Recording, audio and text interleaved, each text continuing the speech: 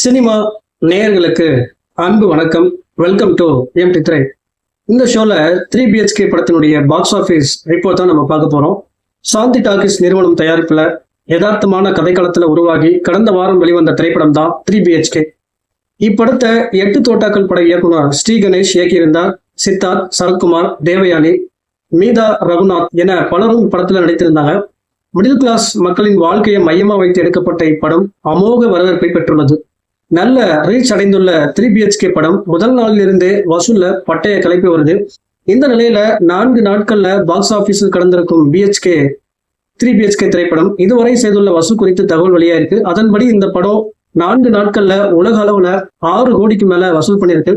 பொறுத்திருந்து பார்க்கலாம் இந்த படம் எவ்வளவு வசூல் பண்ணுது அப்படின்ற மாதிரி. அடுத்த அப்டேட்ல சந்திக்கிறேன். நன்றி, வணக்கம்.